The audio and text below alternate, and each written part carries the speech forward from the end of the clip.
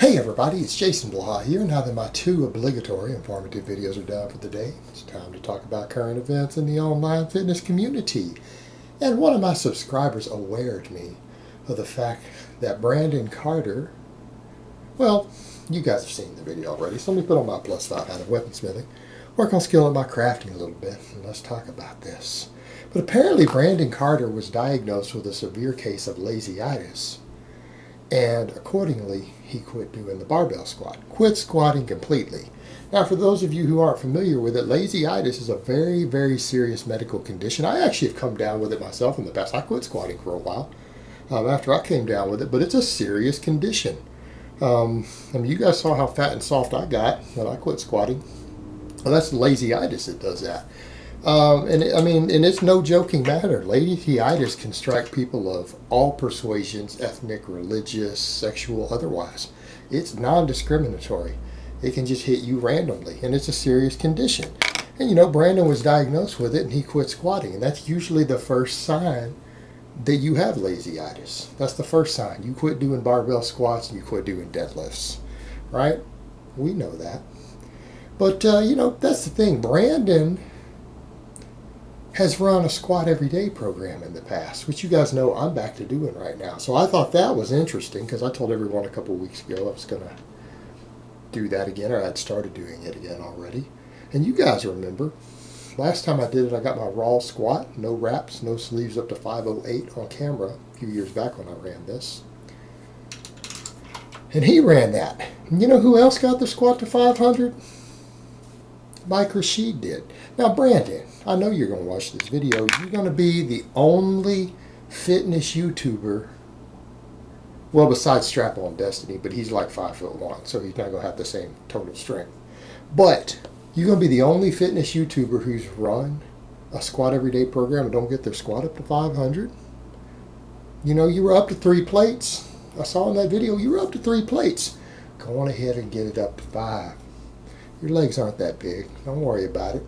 Nobody who squats less than 500 pounds has legs and a butt that are too big, okay?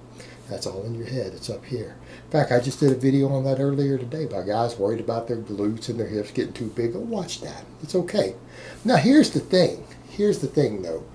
Brandon said in the video that if you're a football player or you're a boxer, you need to squat. Even though it doesn't fit his goals right now that you need to squat. Well, Brandon, you were going to fight Keno Booty. Now, we jokingly call him Keno Booty because he doesn't train his legs. You were going to fight him in a boxing match. You guys were going to fight, right? And I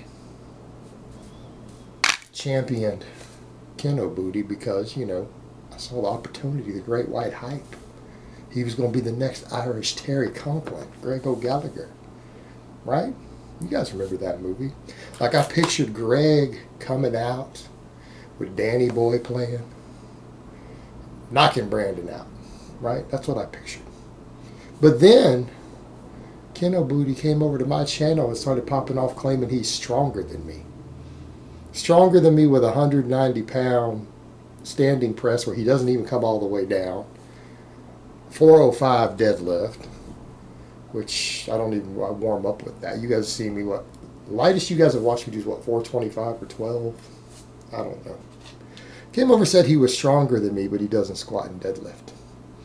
Does a bunch of touch and go bench press and thinks that quantifies him as strong.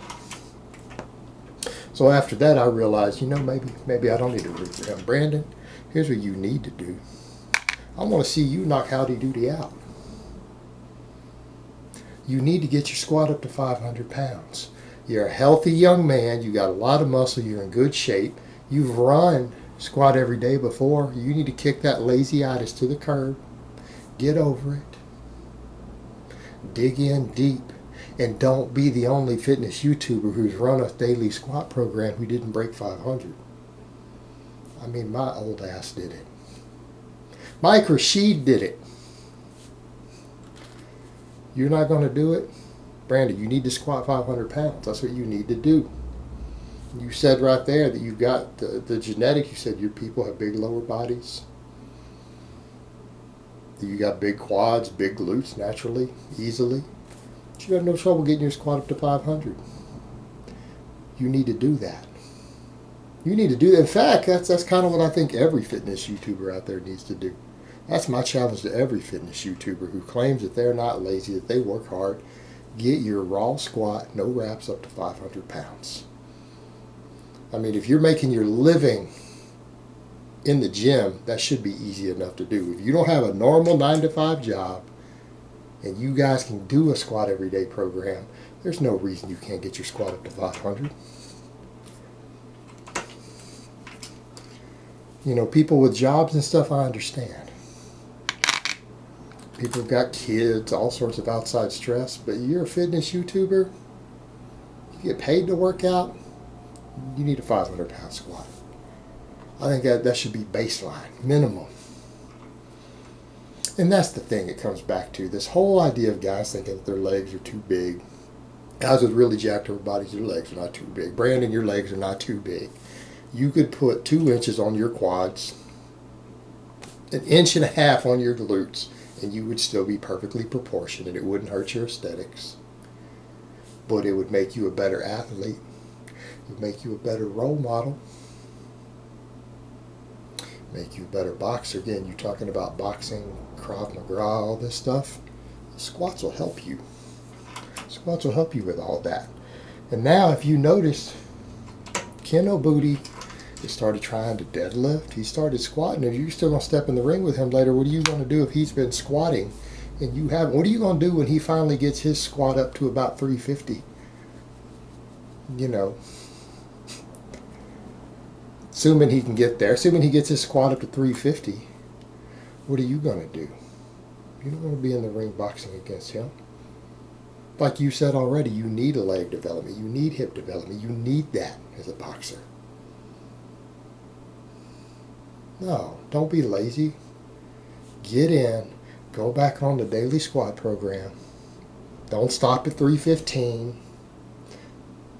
Don't stop at 315.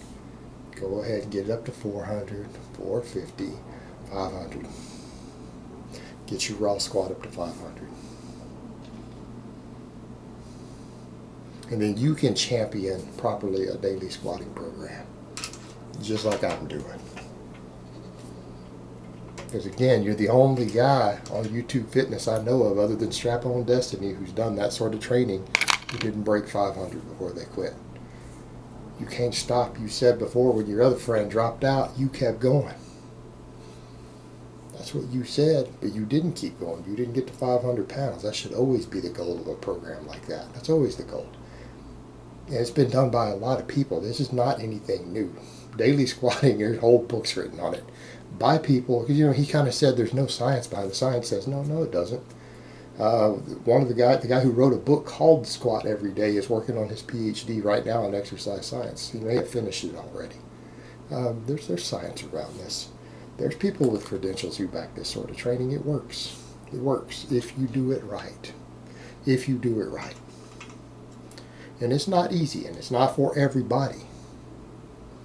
Not for everybody, and it's not for people with Lazyitis. But if you train hard and you're making your living off your physique, your performance, you don't have another 9 to 5 to worry about, there's no reason not to run a program like that. And go ahead and follow it through to conclusion. Just my take on it. Alright guys, but that's really all I have to say on that today. I hope it's been informative, and I will talk to you guys next time.